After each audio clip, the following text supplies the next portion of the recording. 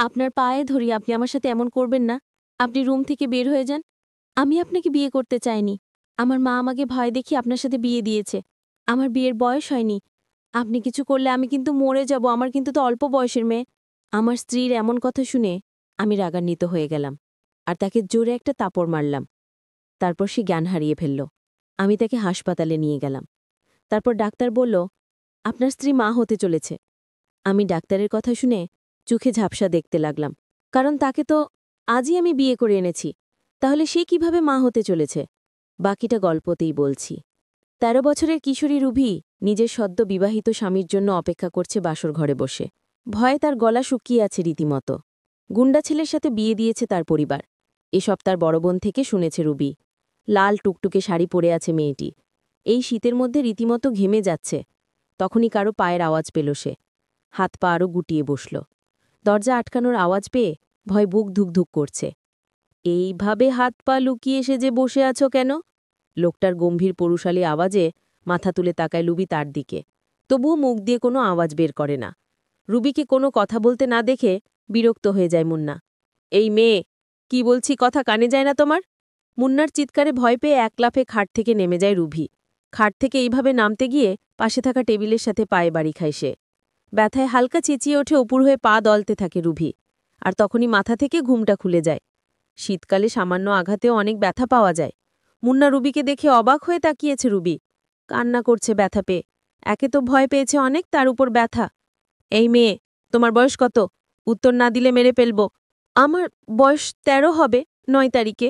রুবির উত্তরে হাঁ করে তাকিয়েছে রুবির দিকে মুন্না। রুবি ভয়ে ভয়ে মাথা নিচু করে দাঁড়িয়ে আছে। তোমার বয়স মাত্র ১৩ বছরের? পিচ্চি মেয়ে হয়। নিজের থেকে এত বড় বয়সে এক লোককে কিভাবে বিয়ে করতে রাজি হলে? নাকি আমার টাকা দেখে তোমার আর তোমার পরিবারের কাছে আমার বয়সটা ম্যাটার করে?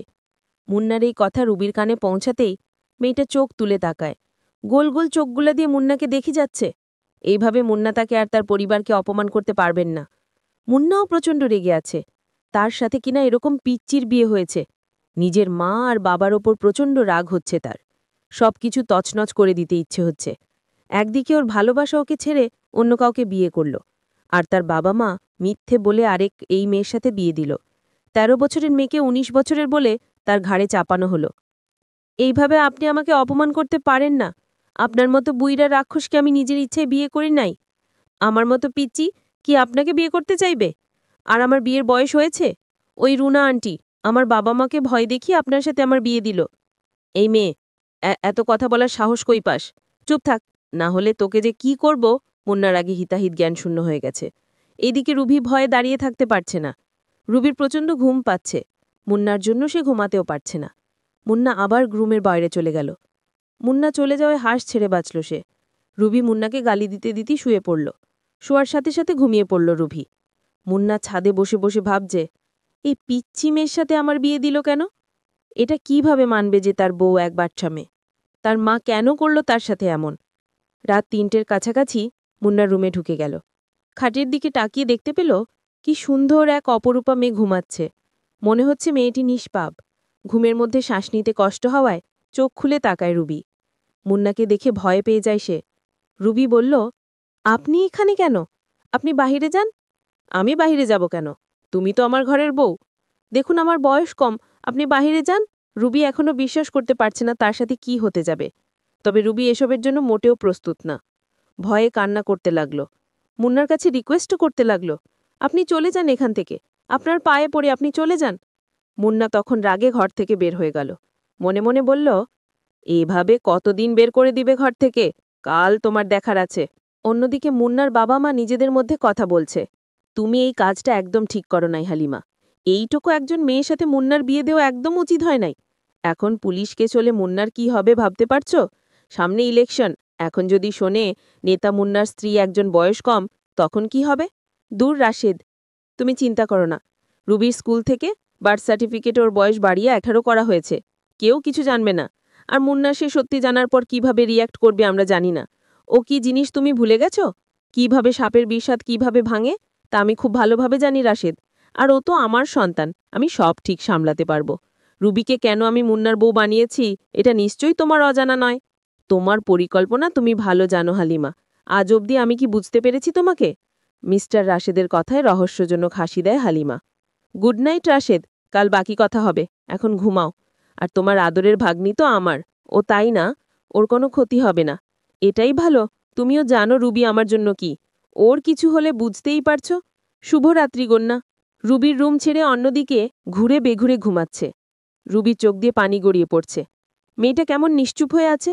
কাঁদতে কাঁদতে এক পর্যায়ে রুবিও ঘুমিয়ে গেল। সকালবেলা 11টা নাগাদ মুন্নার ঘুম ভাঙল। সকাল বললে ভুল হবে তার। উঠে নিজের চোখ ডোলে সাইডে রাখা ড্রেসিং টেবিলের দিকে তাকায় সে। আয়নায় তাকিয়ে অবাক হয়ে যায় মুন্না। মেয়েটা নিষ্পাপ শিশুর মতো ঘুমাচ্ছে। কিন্তু আমার রাতে তেমন ঘুম হয় না।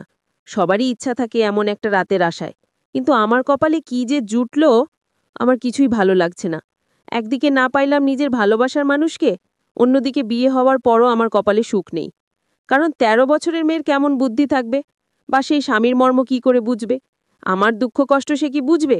কক্ষনো না। আমি একটা হতাশার মধ্যে পড়ে গেলাম। আমি এখন কি করব তাই ভাবছি।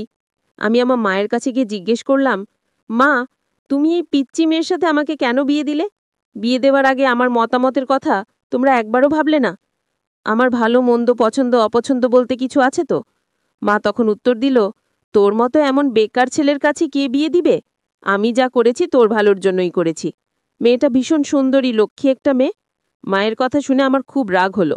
আমি বলেছিলাম, মা, তুমি তোমার বৌমাকে নিয়ে সংসার করো, আমি আজই বাড়ি থেকে চলে যাব। কেন? তোর কি হয়েছে? বৌমাকে পছন্দ হয়নি? পছন্দ হয়েছে, কিন্তু সে তো আমার কথা রাখে না। কি করে যে তোমাকে বুঝাই মা? তুমি আমার কষ্ট বুঝবে না মা? তুমি কি করে ভাবলে একটা অল্প বয়সী মেয়ে স্বামীর মন রক্ষা করতে পারবে? সে তো সংসার কি জিনিস সেটাই ভালো বুঝে না। মা তখন আমাকে সান্ত্বনা দিয়ে বলল, একটু সবুর করো, সব ঠিক হয়ে যাবে। পরের দিন রাতে আমার স্ত্রীর রুমে গেলাম। গিয়ে দেখি কান্না করছে। আমি তাকে ধমক দিয়ে বললাম, এই মেয়ে, কি হয়েছে তোমার? তুমি এভাবে কান্না করছো কেন? তোমাকে কেউ মেরেছে নাকি এমনভাবে কান্না করছো মনে হয় তোমাকে কেউ মেরেছে? একদম চুপ, কোনো কান্না চলবে না। আমি বললাম, রাতে খাবার খেয়ে শুয়ে পড়ো। আমি নিচে শুয়ে পড়লাম।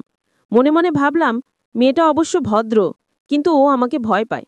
কিছুদিন গেলে হয়তো সব ঠিক হয়ে যাবে। নিজের মনকে সান্ত্বনা দিলাম নিজেই। পরের দিন সারাদিন বাহিরে ছিলাম। রাতে ঘরে ফিরে দেখলাম আমার শাশুড়ি আম্মা আসলেন। আমি আমার শাশুড়িকে এই প্রথম দেখলাম, কারণ আমার বিয়েটা আমার মা আর শাশুড়ি আম্মা দুজন মিলে গোপনে কাজী এনে করিয়েছিল। কিন্তু আমার মা বুঝতে দেয় নাই যে এটা তোর শাশুড়ি আম্মা। আমি আর শাশুড়ি আম্মাকে দেখে চমকে উঠলাম। শাশুড়ি আম্মার বয়স খুবই কম। আমার কাছে মনে হচ্ছিল আমার বউ আর শাশুড়ি আম্মা দুই বোন। আসলে বিষয়টা আমার কাছে রহস্যজনক। এটা কি করে সম্ভব? আমি কিছুতেই বিশ্বাস করতে পারছি না এটা আমার শাশুড়ি আম্মা হতে পারে। আমি আমার শাশুড়ি আম্মাকে সালাম করলাম। শাশুড়ি মা বললেন, কেমন কাটছে তোমাদের বিয়ের জীবন? ভালো কাটছে না শাশুড়ি আম্মা? আপনারা কেমন আমার কাছে এই অল্প বয়সী মেয়েকে বিয়ে দিলে? যে সংসার কি জিনিস সেটাই ভালো করে বুঝে না। আর আমারে দেখলে তো আপনার মেয়ে কান্না শুরু করে দেয়। ঠিক আছে বাবা, আমি আমার মেয়েকে আজ বুঝিয়ে সব বলে দেব। রাতে ঘরে শুনতে পেলাম আমার শাশুড়ি আর আমার স্ত্রীর মধ্যে আলাপন। আমার স্ত্রী বলল, মা, তুমি এটা কি করলি? একটা বাজে ছেলের সাথে আমার বিয়ে দিয়ে দিলে। আমি তাদের কথা শুনে অবাক হয়ে গেলাম। আমার কাছে মনে হলো বিশাল বড় পাহাড়টা আমার মাথায় পড়ল। আমি তাদের কথা শুনে অবাক হয়ে গেলাম। আমার স্ত্রী আমাকে বাজে বলল কেন? তার মানে সে আমাকে পছন্দ করে না, তার অনিচ্ছায় বিয়ে হয়েছে। আমার মাথায় কিছুই ঢুকছে না। আমি মহা চিন্তায় পড়ে গেলাম। আমি তাদের সব কথা শুনে ফেলি। কিন্তু সে আমার কাছে বিয়ে করল কেন? আমি এর রহস্য তো বুঝতে পারছি না। আমিও মনে মনে সিদ্ধান্ত নিলাম এর শেষ দেখব। পরের দিন সকালে আমার শাশুড়ি আম্মা বলল, বাবা, আমি আমার মেয়েকে সব বুঝিয়ে দিয়েছি। এখন থেকে তোমার সব কথা রাখবে। আমি বললাম, ঠিক আছে শাশুড়ি আম্মা যান। আমি রাতে আমার ঘরে ঢুকি দেখি আমার স্ত্রী আজ অনেক হাসি খুশি। আমি তাকে জিজ্ঞেস করলাম, কি, তোমার এত হাসি হাসি লাগছে কেন? সে তখন উত্তর দিল, আমি কখন হাসবো আর কখন কাঁদবো এটা আমার ব্যক্তিগত বিষয়। আমি তার কথাটা কিছুতেই সহ্য করতে পারলাম না। আমি কাছে গিয়ে দিলাম একটা তাপ্পড়। এই মেয়ে, তুই আমায় কি ভাবছিস? মনে করছিস তোর সকল অপমান আমি মুখ বুজে সহ্য করব? কিন্তু তাপ্পড় মারার পর লক্ষ্য করলাম আমার স্ত্রী অজ্ঞান হয়ে গেল। আমি মনে মনে ভাবলাম, এটা আমি কি করলাম? মরে গেল না তো? তাড়াতাড়ি হাসপাতালে নিয়ে গেলাম। তারপর ডাক্তার বলল, আপনার স্ত্রী গর্ভবতী, আপনি বাবা হতে চলেছেন, মিষ্টি খাওয়ান। আমি ডাক্তারের কথা শুনে অবাক হয়ে গেলাম। আমি দু চোখ দিয়ে অন্ধকার দেখতে পেলাম। আমার মাথায় মনে হয় বাজ পড়ল। এটা কি করে সম্ভব আমি তা কিছুই বুঝতে পারলাম না। এটা কোন ধরনের পরীক্ষা?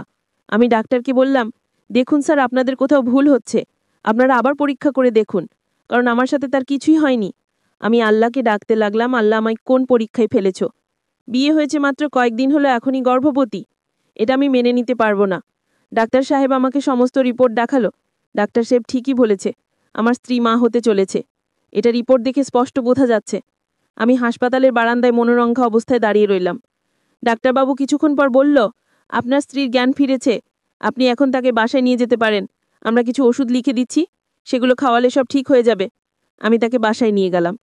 মা বলল, বৌমার